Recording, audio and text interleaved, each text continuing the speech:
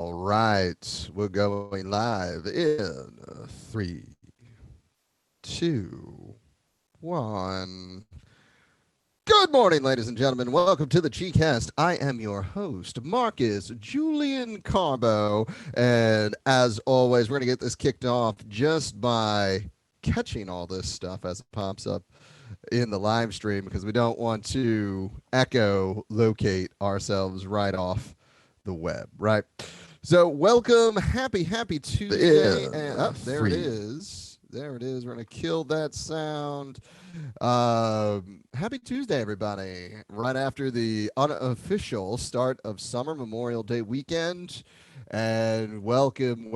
Thanks for hanging with me. We're gonna get the links out to everybody all over the web on Facebook at Tai Chi with Marcus, Patreon Tai Chi with Marcus, at Tai Chi Fit International. You know where that is, obviously, as well as our instructor network, and of course, as always, Tai Chi with Veterans right there on Facebook. And let's see. Join us for the Chi-Cash, hashtag Chi-Cast, as we continue our journey through the ranks of Tai Chi Fits Tai Chi with Veterans program. Yeah. I mean, that's kind of fun as we consider everything. But I have a big announcement today, actually, as I'm getting all these out. And that big announcement is I have officially lost the first 10 pounds of the 2020 COVID diet. Today, I looked at the scale and I've been steadily losing weight over the course of the quarantine. Granted, we say over the course of the year, well, this whole thing kicked off in March, right? So now we're about halfway point in March or in the year. And so if this went into play, yeah, 2 months ago. So it's been about 2 months. I've lost about 10 pounds. And one of the reasons for that, obviously, is I'm just not going out anymore, right? There's no place to go. So it's real easy not to splurge. But at the same time, there's all those snacks and things in the house. So you do have to beat off your temptation and that little voice in the back of your head saying, hey, those gushers look good, guy. You should eat one or two or three or 10. Because sometimes when you're on the couch, you got to eat 10 packs of gushers. And that's probably not the best way to go, quite frankly. I mean, little birdie told me anyway. So, with that said, there's something to be said for some of the benefits of the quarantines as they're going into their forever time period. And I've had a lot of conversations over the last couple of days over the weekend about what does the world look like once this whole thing is over, right? And the answer to that is I honestly don't know. I think it's going to come down to how we're feeling about things when the doors sort of open back up, when the quarantines officially come off and the governors and the government and all that sort of say, all right, everybody go back and play and have fun with it. Because, I mean, at first, just coming out of quarantine is going to be different, right? Like all of us are, while many of us, thanks to the internet and Zoom and YouTube and Facebook and Google, we've all been able to stay connected to people. I spoke with one of my local Tai Chi students yesterday, and she was telling me that the entire class is planning on doing a little social distancing party just so they can stay in touch while the quarantine continues to go on because they miss each other. And I'm there. Uh, I miss the students. I miss the interactions with everybody, the meetings after class with my vets and with the instructors from around the area. there's a lot to be missed, but there have been some good things. One of the big good things is the fact that I've saved a lot of money and have been able to pay down debt and pay up on other things that normally I just can't with buying gas and getting to and fro with tolls and mileage and all that kind of thing. And while they're all tax deductible work related expenses, there are still expenses that have to come out of your pocket, right? And tax deductions are different than rebates. So it's been nice to see my finances improve over the course of the quarantine, and for me not to go really stir crazy throughout this whole thing, which is pretty cool as well. But there is some question as to what does the world look like post quarantine. And I think for me, especially going the Tai Chi route, there'll be a slow start, a slow ramping back up. One, because I think like outside classes are the way to go, especially in the beginning. So maintaining those social distancing rules, even if the groups are back together, sticking all of my students in one confined room, even if that room could be fairly big, like our room at the downtown VA or the room at Spin here in the Northeast, where the rooms are actually big. They're gym-size rooms, but it's still a limited space. So we'll more than likely keep some of those social distancing rules going once we get back together.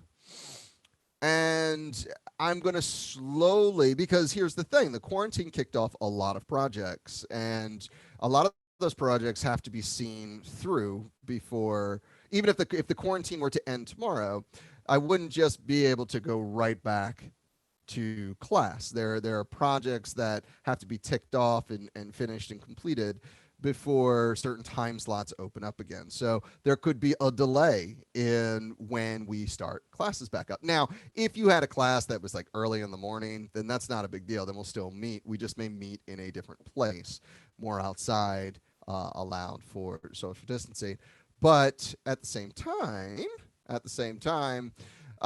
we'll be looking to the schedule to see when a lot of the older the classes pre-quarantine classes will kick back in, but there's also a lot of online classes that have now been established and are due. So the world is going to be different when the quarantines lift. It's not going to be Mad Max different. It's not going to be AI different, but it is going to be different.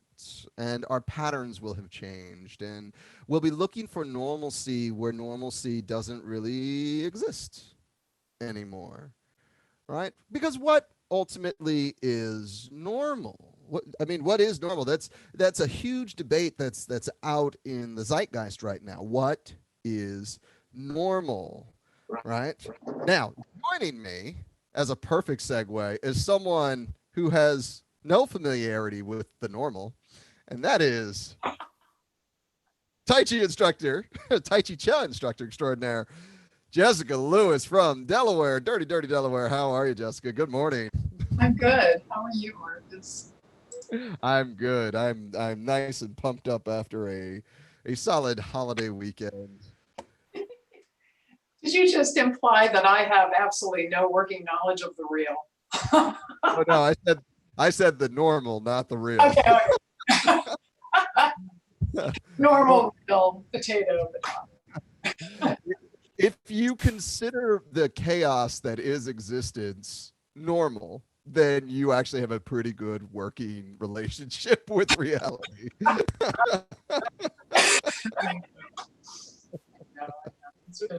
It's been a very unusual time. That it has. So, a question for you, because this is what I was sort of monologuing about, is what in your mind does the world look like when the quarantines finally lift? For your classes, for you, what does it look like? That's a really good question. I find myself trying to wrap my head around that a lot lately because the functional medicine practitioner's office where I work part-time, and I have been in sort of constant dialogue about my reentry plans, and how that's going to look. And I think I come to the conclusion repeatedly every time I try to get into this conversation in my head that it's probably not a valuable use of my time to really think too hard about all that, because if COVID didn't prove to us that we had no idea, we never have any idea of what's coming, I don't know what will. I think even the Dalai Lama once said no one ever lived the life they thought they would. So, I mean, we can't get too wrapped up in how we think it's going to go. That is very Taoist of you, in fact. just follow the river and ride the waves as they toss you about, and enjoy the calm seas when you can. My good friend Judy always says, Jessica, every time I talk to you, it's like I can imagine you lying on your back in a canoe just floating down the river, and oh look, the moon is so pretty tonight. And I must be really creating quite a smokescreen about the way I operate if she thinks that's really how I am. I like to be like that, but it's not always like that. So it is nice when you have those moments of observation of the beauty, regardless of the chaos that may be going on around you on the everyday basis. My goodness. So speaking of managing, calming the storm, as it were, how are your classes going? How are your students? How are things going for you down in dirty Delaware? I think things are going well. I mean, before COVID, everybody, I won't paint a picture as if I have a line of students, running around the block to get into my classes. But those that have found their way to me have always reported that it's sort of a calm in the storm for them. And that continues to be the case. I think the coolest side effect of all of this has been that in some ways, some of the laws of time and space have been suspended. So I suddenly have people in my class from Alabama and Wisconsin, Washington, D.C. Somebody contacted me from Wales the other day. I thought, this is awesome. So how are my classes going? I think they're going fine. I think I don't know, maybe ask the students. How are you feeling? I'm feeling better. I am feeling better. Yes. Thank you. I feel bad. I woke up this morning and I had a good bounce of energy. So I'm thinking whatever it was that I have, I've shaken off. And yeah, I'm doing all right. But thanks for asking. I didn't rest, by the way. I did no resting. There was no resting. I remember a couple of years ago when the swine flu was such a big deal. I actually caught it, and I had a little fever for 3 days, and then it was gone. It was no biggie. So maybe Tai Chi is great for COVID. Maybe. Listen, I think the medicine, the medical professionals have more to say about that than we do. But anecdotally, yeah, my health has been amazing since I've been doing this sort of full time. No questions. I may have, like, if in fact I had COVID, that was about as light as this thing could get. Mm-hmm. But even when I've been sick in the past, and I'm sure you can attest to this as well, I may feel off for about 24 to 36 hours, but after that, I'm perfectly fine. And yeah, I mean, there's a lot to be said for how Tai Chi really increases the immune system and just makes the body stronger all across the board. Defying age and biology. Not really. Maximizing biology is what we're really doing. Yeah. I'm just saying. I've really been enjoying these chi casts.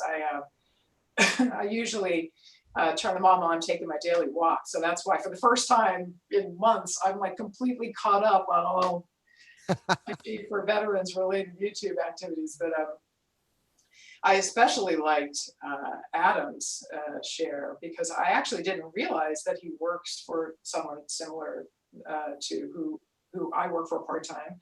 And gosh, these cheatcasts, they're causing, I already liked everybody that I've met through this journey, but in getting to hear them more on the cheatcasts, it's causing me to think, gosh, I just want to spend more time with them. Just the coolest people, you know, with whom I have so many opinions and passions in common. I just want to learn more about them. So. I agree wholeheartedly. I mean, at the end of just about every Cheatcast, all but one that I can think of, the one I'm doing now,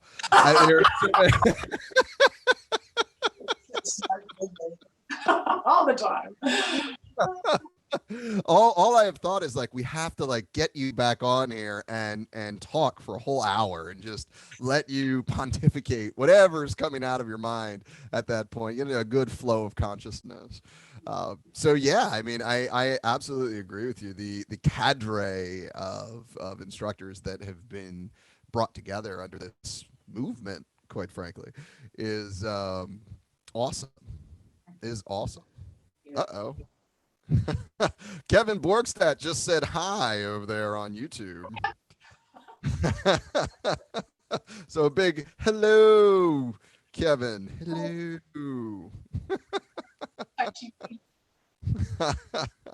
Which is good stuff. So how was your weekend? How was your holiday? It was great. I worked a lot. That is the opposite of what a holiday is supposed to be, just in case you didn't know. Well, I think you and I share something in common is that I have always, it's not a COVID thing, I've always had trouble establishing really clear boundaries. I think on my tombstone, it will say, Jessica, she had trouble establishing clear boundaries, Lewis. You know? So, and perhaps I've created that situation by encouraging people to text me or call me at 6 a.m. or 2 a.m. or whatever, you know, and then answering. Maybe, you know, it's probably my fault. But, you know, when your work is in your home, yeah, by the way, welcome to channel 2020 WJL TV here in my new studio. But when your work is in your home, you know, when you're not doing it, you're thinking about it. So I at least moved everything downstairs, so it's not in my living room anymore. I'm glad I'm not in my living room. Smart, very smart. Outside, out of mind. So how do you obviously like so this is a struggle that you have, right? The balance between the work-life balance. But then you add on top of that the fact that your work is also your passion. And so this is something you would be thinking about even if you weren't working. So what are the differences between being an instructor of Tai Chi and being a practitioner of Tai Chi for you? That's a really good question. There's a huge distinction between teaching and doing Tai Chi. I often wish that I had more time to simply be the student with other teachers. But typically the closest I can get to it is doing it on my own. That being said, I think that one of the greatest gifts of teaching Tai Chi is that it explodes your understanding of it. And I know it may not be the greatest analogy on the planet, but I always think that Tai Chi is like an onion. You know, there's always more layers under there. I can't tell you how often I'll go to an international teachers conference, and one of the trainers, there's three teacher trainers in the Tai Chi Cha world that are authorized to, you know, give us all our credentials and everything. And they'll say something that I'm sure I've heard 1,000 times, but I either wasn't ready to hear it before, or I'm hearing it in a new way, and I take something totally different home with me again. So teaching has been one of the greatest gifts of my life. Yeah, becoming accredited to teach, or the honor of becoming accredited to teach, one been one of the greatest gifts of my life. It just keeps on giving. Oh, that's awesome. Yeah. But how do you find your student itch? How do you scratch that? Do you mean how do I actually manage to fit it into my life, or how do I? Yeah. Yeah. Sometimes I just go, I must say that I'm pretty good at showing up as an empty vessel Hmm. to most things. And sometimes a student will tell me something, that I'll really take to heart, and it will change the way I do something. So I just try to go to as many opportunities as I possibly can, and without any preconceived notion in my head. So I'm not constantly comparing new stuff coming in with what's already in the filing cabinet. That's the last thing I want to do. Is just get busy thinking about how much I know. Right, right. Making space for that new information. Oh, So, talk to me a little bit about the differences between what you learn as an instructor versus what you learn as a student, because you walk both sides of the fence, and I think we all do. As I'm with you, I much more enjoy, and I absolutely love teaching, and I much more enjoy being the student because there's other things that I get to focus on as a student than as a teacher. But at the same time, I think I love them equally. I just love them differently, yes, right? yes. And so talk about that. Talk about how what you learn as an instructor can be very different from what you learn as a student, but it's still in the same discipline, right? Yeah. Well, I think the greatest challenge in being an instructor is being able to meet a student wherever they want to be met. Mm. And that's one reason why I'm also I'm a master personal trainer, actually, and a nutritional counselor, is because although I really do think that Tai Chi might be sort of a superpower that sets your well-being on fire, I really do actually kind of think that it might be. I don't really want to put all my eggs in that basket. So what I often tell people, and what I really do teach out there, is that anybody's optimum well-being can be achieved very easily if they move well and eat well and relax well. And that enables me to meet people wherever they want to be met. Some people don't want to exercise, they just hate it. Some people don't want to eat well. Some people are actually committed to being stressed out. So I can work with somebody no matter where they are, and then kind of stealth in the other things. Like a stealth bomber. But one of the things that teaching teaches me is how to meet students where they want to be met. So if they come in and they're really bound up, I try to put myself in their shoes and figure out what might be causing them to really hold themselves like this, and then really speak to them in ways that I hear them speaking to me, so that we're on the same page.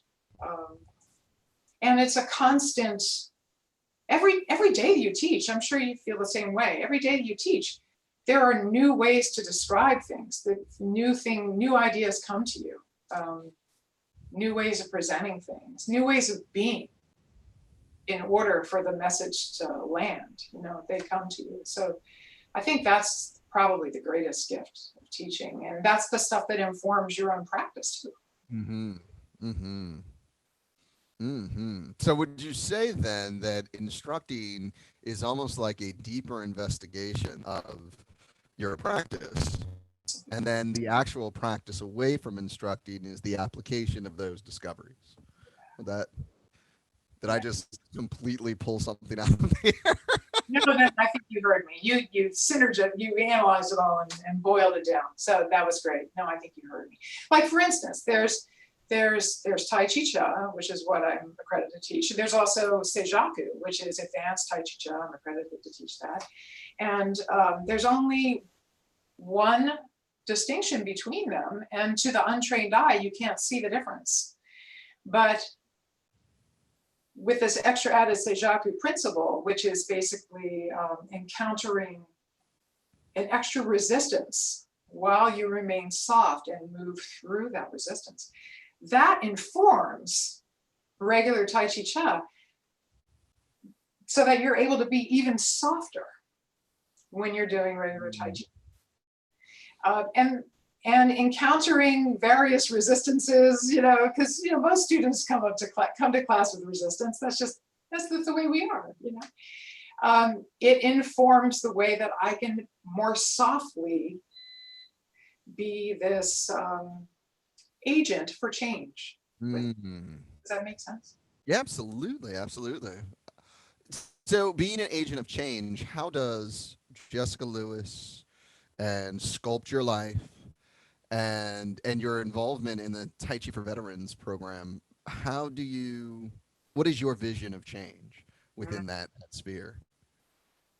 That's a big question. I know. Ooh, it is. That's right. We get the hard hitting stuff over here. I'm like Barbara Walters in the 80s. Yeah, you are. You're ready for 2020. Oh, TV 2020. No, I think I'm about to say something that's going to cause a lot of people to just say, oh my God, did she just say that? But this is how I feel, so I'm just going to say it. So, and it says it all over my website. So this is no secret. Everywhere, all over my website, it says that actually my goal is to cause some sort of ripple effect, some sort of shift in the way we all define the words health and well-being.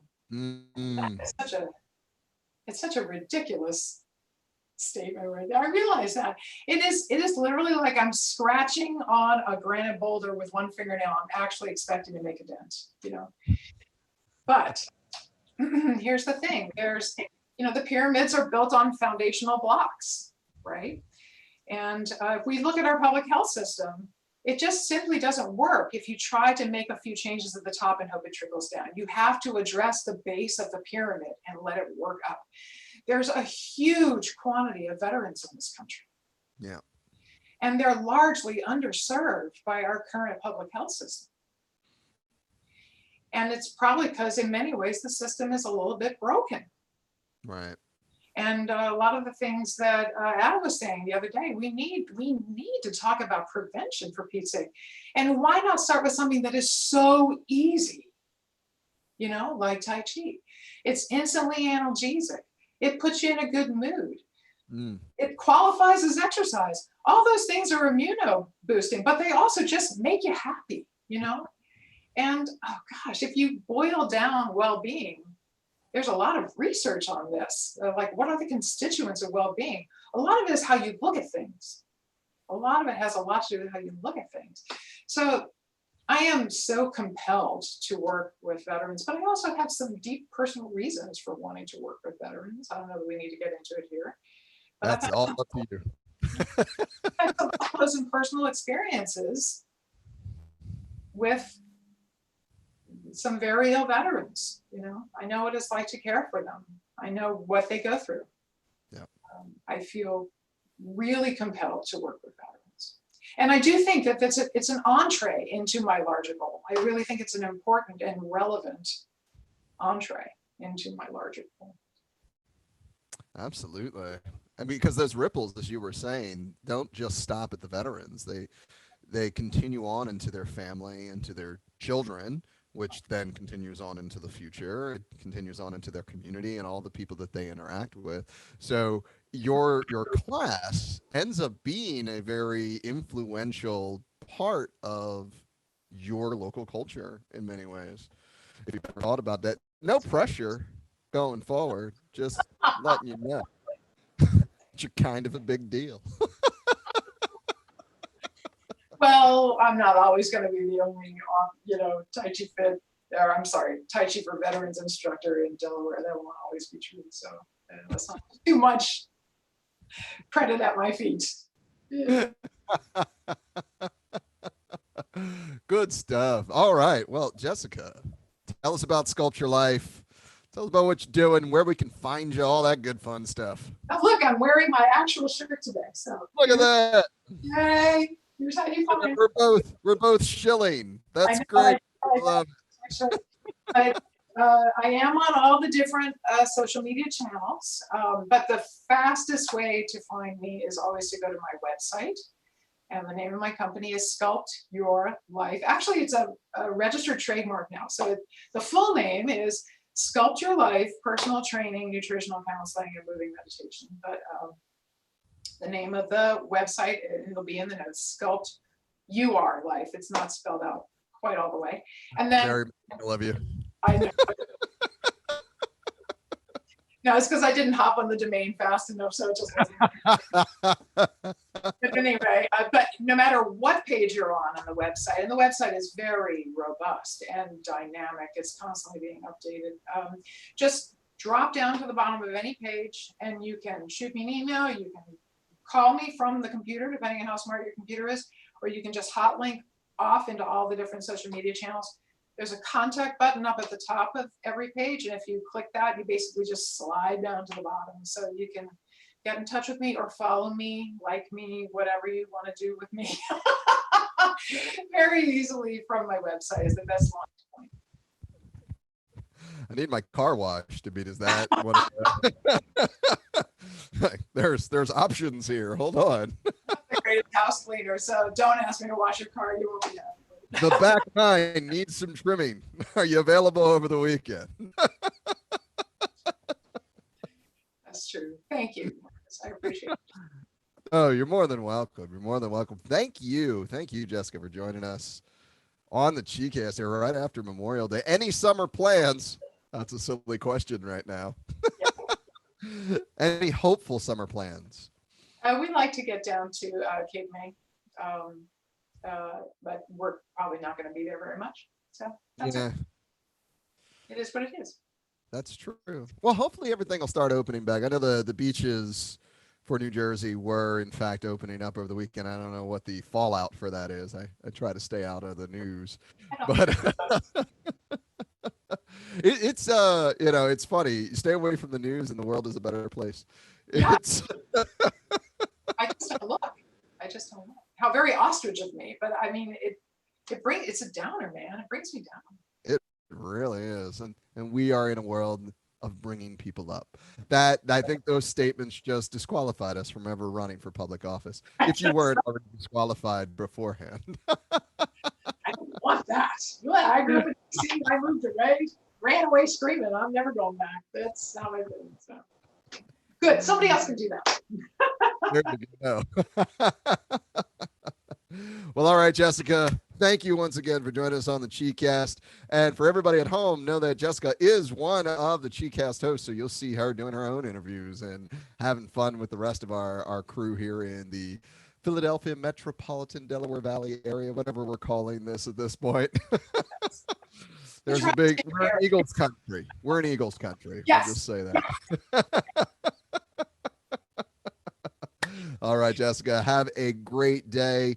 And for all of you at home, you can find Jessica at Sculpt Your Life, both on Facebook, Twitter, all over the place, YouTube, you name it. Sculpt Your Life. You are. Find the young person in you. And you will find. Use the word YOUR. I pop right up, apparently. And great SEO. Now I'm interested to see who Sculpt Your Life, where that leads, actually. There's one other Sculpt Your Life in Ireland, but they sell Juice Plus, which is a product I highly advocate. So totally good with that. But I think I have the best SEO of any Sculpt Your Life in the world right now, which is great. Probably. We're all high in the Google algorithm right now, thanks to COVID. So, all right. Have a great day, Jessica. And I will see you soon. I will see you soon. Bye-bye. All right. So that was Jessica Lewis, one of our fantastic instructors here in the Tai Chi for Veterans program. Oh, all over here at the Tai Chi Fit community. And that's one thing to keep in mind at Tai Chi Fit. We're all just one community, and it's amazing the amount of awesomeness when it comes to the people that are involved in Tai Chi Fit, all the way starting at the top of David Dorian Ross and making it all the way down to the bottom with lowly old me, and then in the middle are all these great instructors that are just phenomenal, and they are the people that you get to meet, the people that are going to work in your community, that are going to actually create those ripples that Jessica was talking about just a little bit earlier. And that's important. Being a positive force in the world. That's what Tai Chi Fit is all about. And Tai Chi in general. Listen, Tai Chi in general is almost viewed as this sort of elitist practice that's walled off from the rest of the world. And that is just unacceptable to us here at Tai Chi Fit, because for more importantly, the benefits of Tai Chi are so deep that it is a sin, an absolute sin, to withhold it from the general public. I'm going to equal out my camera here. Because who is to say? Isaac Newton said, if I stand taller than any others, it's because I stand on the shoulders of the giants who came before me. So who is anyone, any lineage, any style? Who are they to hold back the secrets of Tai Chi? Seriously, right? If this is something that is good for you, and I can tell you, while I absolutely love practicing Tai Chi, and I really do. One, because it keeps me in shape. Two, it makes me look cool. I love that. I absolutely love that. So vanity is there. Three, it fulfills that that space of the martial aspect for me, which I think is really important for a lot of veterans, quite frankly. It was something that yoga was lacking for me. But it also led to meditation. It led to study of the Tao. It led to internal disciplines that ultimately changed my life. And that is what's going on here. Life changing, life redirecting, a better you, a better balance across the board. That's really what's going on here. So the question that you really need to be asking yourself is, are you wanting to make those changes in your personal life? You're wanting to start a discipline that's, in fact, fairly easy and a lot of fun, that is going to put you on a path to achieve your bigger goals. Not right away. Tai Chi is a process. But still, it will place you on that path, and so long as you keep walking it, you're going to achieve all those big goals that you have in your life. And speaking of big goals, we've got Jason Ames joining us now, all the way up from New England, which is way up 95 for me. All the He way. is the founder of Maine Tai Chi. Yeah, we're gonna put the whole lump on your shoulders there, Jason. You have founded Tai Chi Maine. Done. I'm just standing on the shoulders. I'm standing on the shoulders.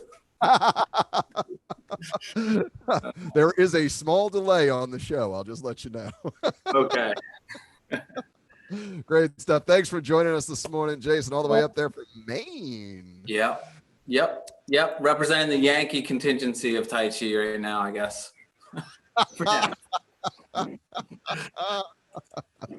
Yes, you have the powerhouses of liberty with you right now. The city where it was all founded, and the city where it all got, or the location where it all got started. Some people think it was Chen Village, China. Actually, it was here. It's secret now. Absolutely. Listen. I just caught the last probably third of your talk with Jessica. That was great. It's really fun to hear.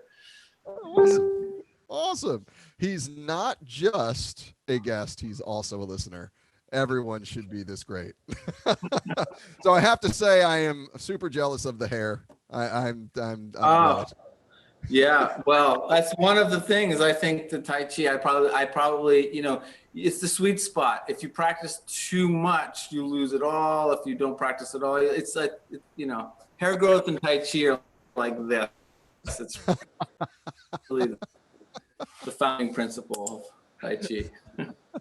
You know, No, I feel fortunate, you know, Gene, in some ways. I got good things, I got bad things. The hair was a good thing, you know. So you run with it. You know, it's funny. I saw this. I saw a study that was talking about cortisol and its effects on the genes that feed your hair follicles, and how the greater level of cortisol you have, the more likely you are to have male pattern balding later on. So of course, cortisol is the hormone created by stress, and Tai Chi, of course, not not known for its stressful portions. The Tai Chi, it's very much a de-stressor. So maybe you're onto something. Maybe we need to package this and slap a UPC code on it and sell it at $19 a box. No, I think I'll concentrate on my marketing efforts elsewhere, but I'll keep that on the back burner. You gotta diversify these days. So, maybe there's an angle there. Just put it in the front window of your school. That's all you got to do. Right. You just have a picture of me and you, and like one with hair, where that's who do you trust here? It's the Tai Chi hair growing competition of the century.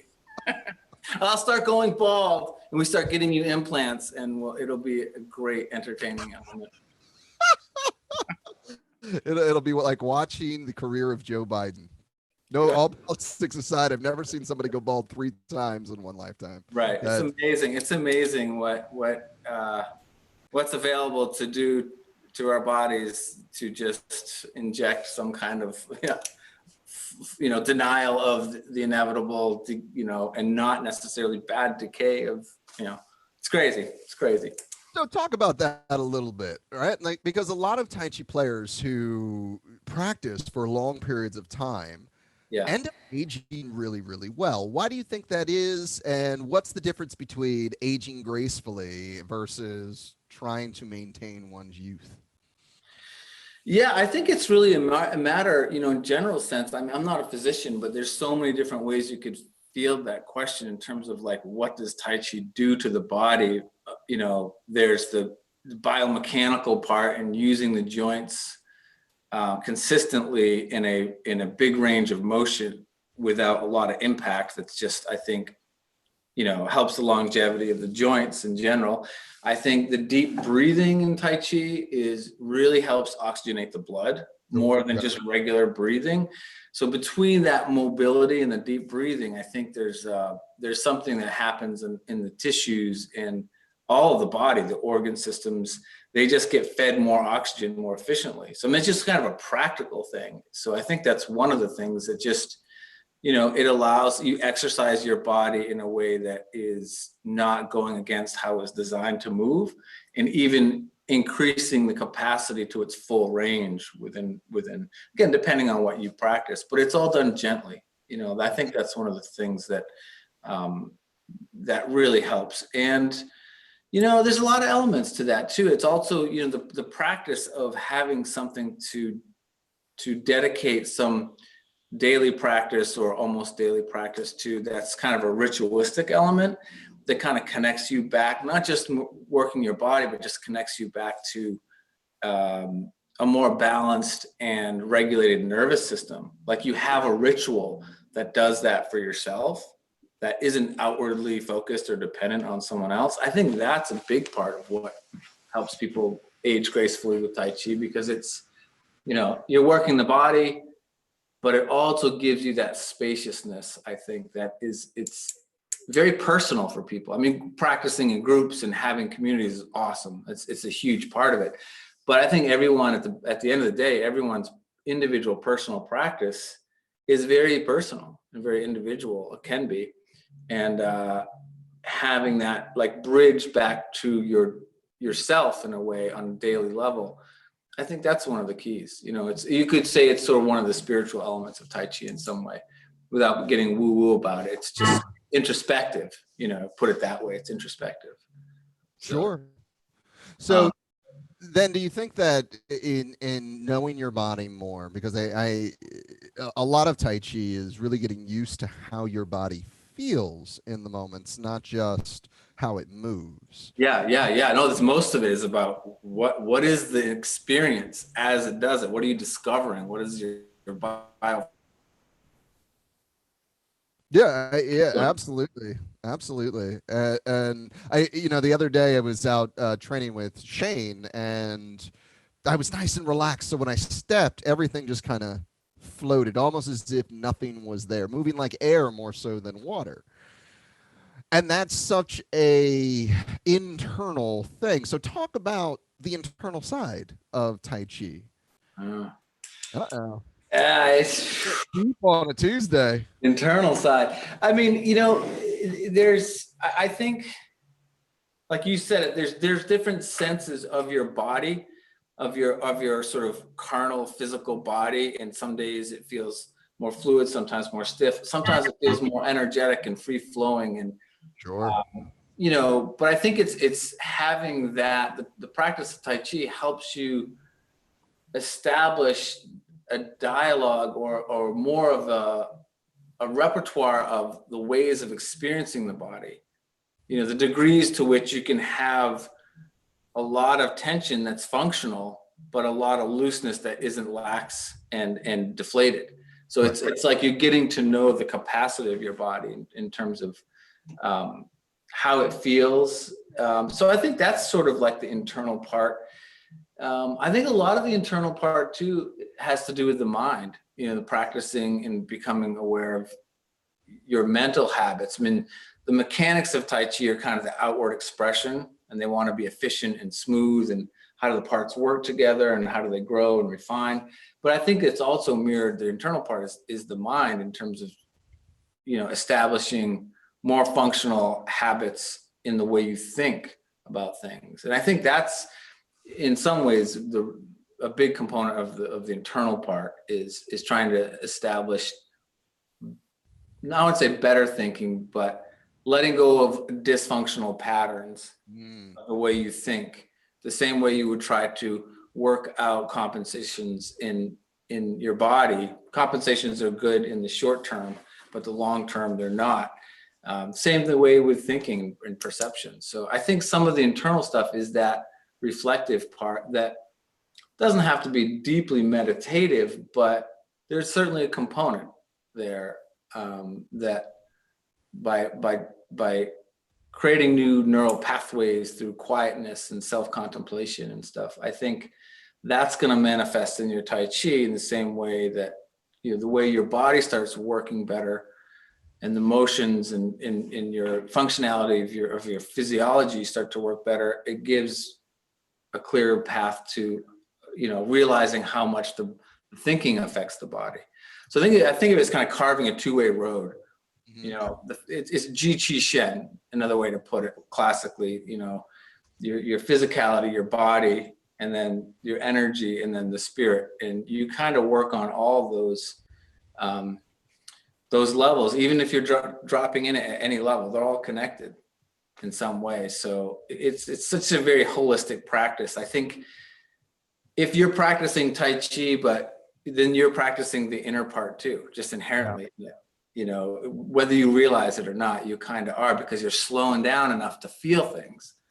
And when you do that, you start to notice things on a more fine-grained level. And so that is one of the, a component of the internal part, self-awareness, I think. Yeah.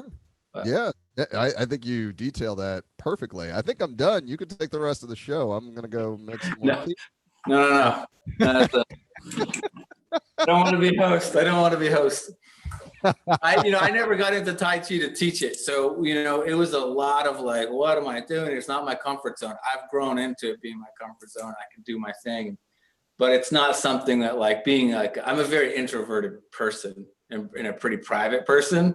Uh-huh. So I don't want to push my luck with what I can take on. My neural edge, as my friends would say, my neural edge would be too far if I was the host. So how do you balance that now with a very high profile program? It's nationwide, as Coast. You're one of the leading instructors inside of this program. How do you balance that introvertism and the required extrovertism? I'm just making up words now. Yeah, I get what you're saying. Yeah. Yeah, it's a good question. It's sort of, I come back around to, fortunately, I've had a lot of good teachers, many different teachers that I still consider teachers. And, you can learn elements of Tai Chi and aspects of this practice from students from everywhere. So I'm constantly learning, but some of the things that stick with me, like the lesson of and this addresses what you're asking, I think, how do you balance that out, is it's not really about me, it's about the art. And it's about introducing people to the art that's their own personal experience with it, not being like, you have to do it like me, or you have to become this proficient or that proficient. It's more just turning people on to, like, look, this is something you can do for yourself that has withstood the test of time for good reason. So I can get caught up in my own insecurities for sure. It's like high profile and kind of spin out in that direction. But I try and come back around to that idea of, like, it's not about me, it's about the art, it's about Tai Chi, and I've had more experience with it than someone who's beginning. But I was a beginner once too, and it existed before me and it's going to exist after me. So it's not really about me. It's just sort of like, hey, this is what I learned along the way that was very helpful. Try this, try this, try this. At the end of the day, try a lot of different things, understand the principles, but just practice and pay attention, and don't be attached to the outcome. It's the process. Focus on the process, not the product, as one of my teachers says. And that's stuck with me. I think that helps keep me grounded and not getting too overwhelmed with the challenge of being high profile, potentially high profile. Because again, it's not really about me. It's about other people following their interest of Tai Chi, or maybe following their curiosities about Tai Chi. Gotcha. Yeah. So that's what I say today. Some days I just freak out. Today, I hide in the corner in the fetal position. Close the closet. At times, yeah. What are, because you've been doing Tai Chi for quite a long time, since 2003, I believe I read off your. I started in '96. I just started teaching a lot in 2003. Okay. I just passed the halfway point. I think last year I've done Tai Chi now longer than I haven't. That felt like an internal milestone. I was like, whoa, that's kind of cool. That is the moment. Yeah. That's my apex, man. So in your journey, because like you said, you were once a beginner and you kind of climbed through the ranks, and then you became an instructor and you're climbing through those ranks. Then it becomes this private thing, this personal thing, which you're ascending, if you will, to a certain level. But what are some of the things that you've observed in your students, in the people that you've guided along the path? Beginners, intermediates, and maybe some people you've even blessed off to go spread the good word. What have you noticed? What comes to mind when you say that is, of course, there's always the aha moments in people.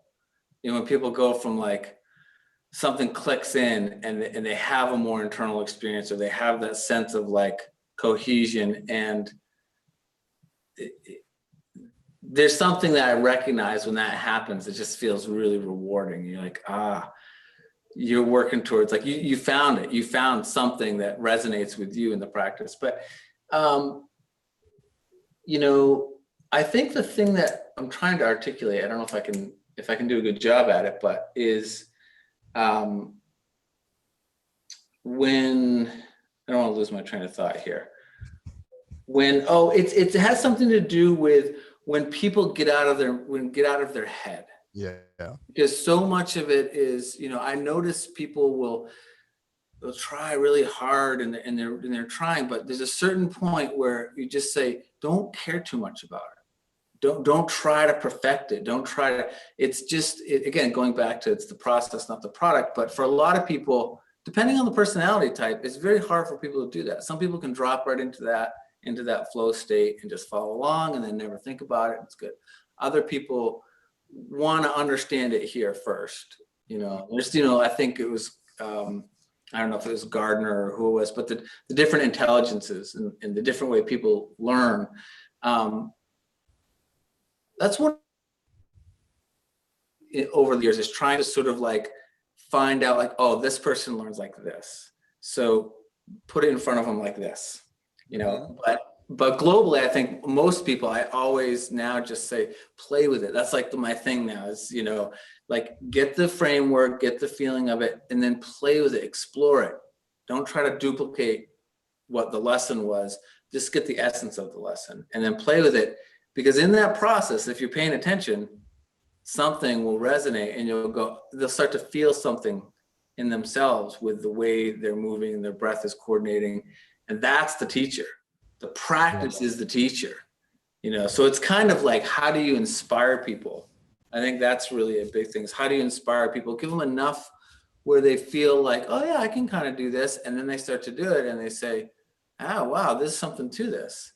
And then you don't have to sell it. They're sort of like, you're like, yeah, just keep doing it. Just keep doing it. Keep playing, keep exploring it. And I think that's something, a quality that didn't have when I started teaching. I was much more like, this is the plan, this is what we're doing, but just trusting that the Tai Chi itself, and just sort of making that something that I advocate for is the playfulness, size, tempo, everything. You want to have good structure, you want to have good principles, but you can get stuck in that and then lose the experience. And the experience is very valuable. And the experience isn't really necessarily intellectual or in your head. Can be parts of it, but it's not the whole picture. You got to kind of get under it. You got to get under it. So how do you think that translates to the Tai Chi for Veterans program and the Tai Chi Fit philosophy and all that kind of good? How do you think that translates? Because I think you nailed that perfectly. So again, I'm just going to step back and the Tai Chi Fit program, I think it's unique. And again, I can kind of look at it as a way, a curriculum compared to other curriculums I've done, and and notice, oh, that's a lot different here. But wow, this is really developed and really right on. Like I really like it's unique. It's unique. I think the way that it's structured in terms of just getting people, the emphasis of not really, there's no critique or right or wrong. It's really just getting people again into that flow state and playing with it. Easy access points, easy access into a pretty immediate experience between before and after, even in a half an hour class. Because I think, so that's what I like about that program is its ease of access. And it really seems like a big aspect of it is getting people to have a direct experience.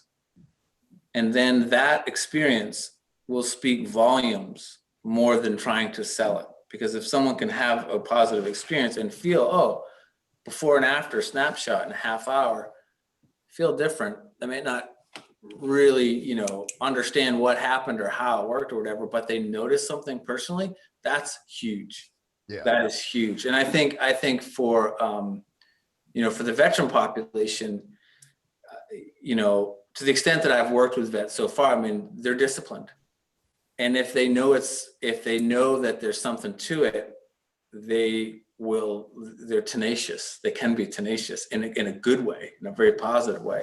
So I think it's kind of a perfect fit. And, whether it's post-traumatic or other things, the fact that you can do it sitting, you can do it standing, there's a lot of different elements to it. And I think it's a natural fit. It makes sense for that population, for everyone, but I think particularly vets, because, you can correct me if I'm wrong, you're a veteran, I'm not, but I think that there can be in the sort of gestalt of veteran mentality, sort of a grin and bear it. Like weakness is pain leaving the body. That's hardcore training shit. It's real. Yeah. But it also isn't necessarily a way to best take care of yourself. So I think there's kind of a grin and bear it possibility in veterans a lot, but it's not necessarily the healthiest way. So I think changing the culture of like self-care and being what people can do for themselves is a big thing. And I think it has its roots as martial art too. So for veterans, some veterans, again, I'm speaking globally, it's like, hey, this is combat training. Not that that's what you're focused on or what the focus is now, but it is connected to that. So I think that's also something they appreciate, Well, yeah, I Feel know. a feline. I was talking about that a little bit. I was attracted to Tai Chi because of the martial arts aspect of it. It didn't feel like yoga, which as a vet, I just didn't see the point of it. I do now as a Tai Chi player. Sure. But yeah, I think you're dead on. A lot of what you're talking about, the fact that like you can go through life with ease. By the way, this is our star of the show, the Odysseus Cooper. Oh, it's the cameo, right? Who makes an appearance on all my live streams. Right on. He's a diva. Now, if he doesn't, people are going to be like, come on, where's the cat? No showing. Videos. That's if Tai Chi Fit wants to make it big, it has to start releasing stupid cat videos. That's what it needs to do. That's phase two. That is phase two. So you've got your studio back there. Your studio is gorgeous, by the way. I absolutely love it. Thank you. Yeah, it's been quiet here because we've kind of pivoted over since mid-March.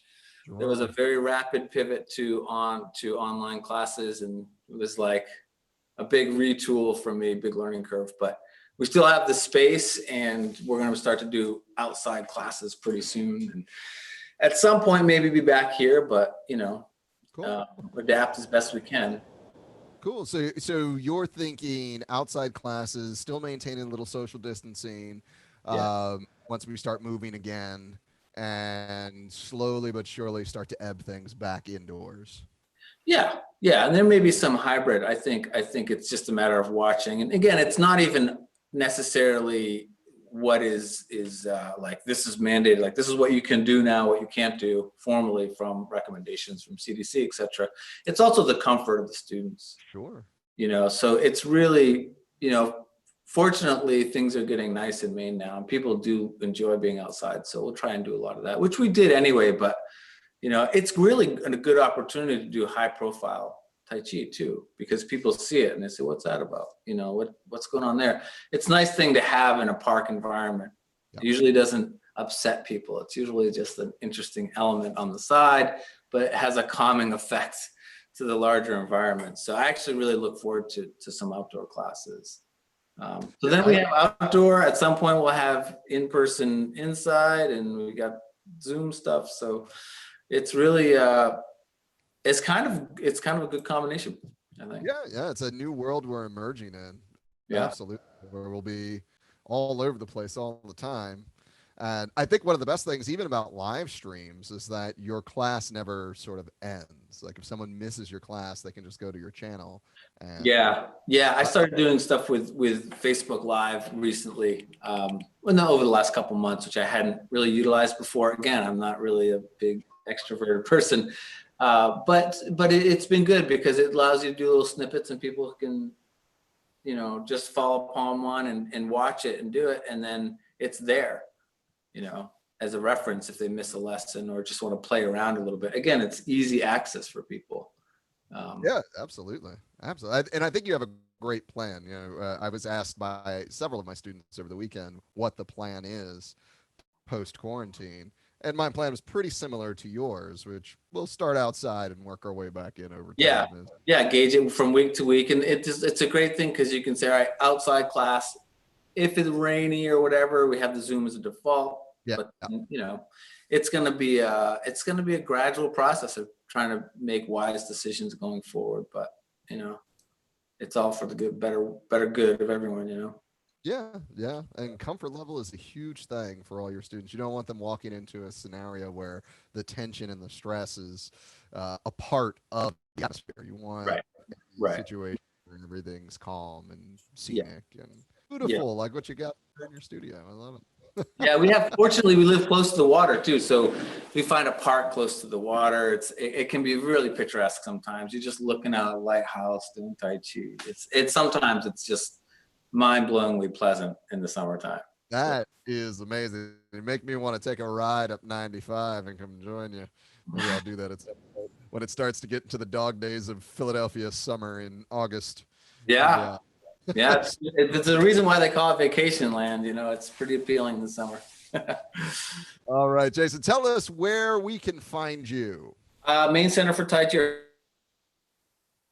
maintaichi.com, whether it's Tai Chi or Tai Chi. I was fortunate enough to get both those URLs. So maintaichi.com, and then also Facebook, Main Tai Chi, both on Facebook and the website. Those are the best things right now, and we'll be rolling out more other platforms as things get populated. But for now, those are the two best things, and that'll have just descriptions of our classes, bios of our different teachers, a couple different other teachers that work here. Yeah, in our Zoom classes. So that's the easiest way. You can email or call through the website. That is awesome. Awesome. Thank you so much, Jason, for joining us. Yeah, you're welcome, Marcus. It was fun. Yeah. Yes, be well. To the nitty-gritty of everything for a little bit. Well, we could always sift it through one more time. We can always, endlessly. Absolutely. see what your opinions are on Hollywood these days and what the aftermath of their COVID quarantines will be. Boy, yeah, I feel so fortunate. I live in a city that's not huge, in a state that's not super densely populated. It's it's still stuff to consider, but I feel very fortunate relative to a lot of people who are just it's tough for the dense places for sure.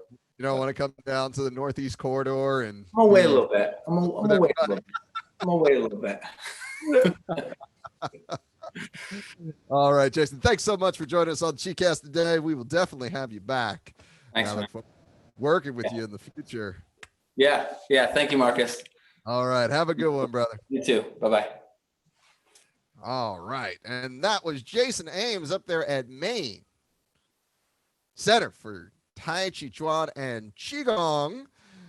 Great studio, great instructor. I had the opportunity to take a class with Jason online, and I had so much fun. I had so much fun. His approach to Tai Chi is very similar to mine and Tai Chi Fit, where all Tai Chi, regardless of house and style or whatever, is all just a part of one structure that works together to get to your journey, right? So whether you're Chen Tai Chi or Tai Chi Cha or Yang Tai Chi or Sun or Chen Men Chen, whatever you're into, or maybe you're just there because you like to move and you like to have fun. And Jason notated this a couple of times in his interview, is that is the philosophy of Tai Chi Fit. The very first rule of Tai Chi is to have fun. If you're not having fun, you're not doing your Tai Chi right.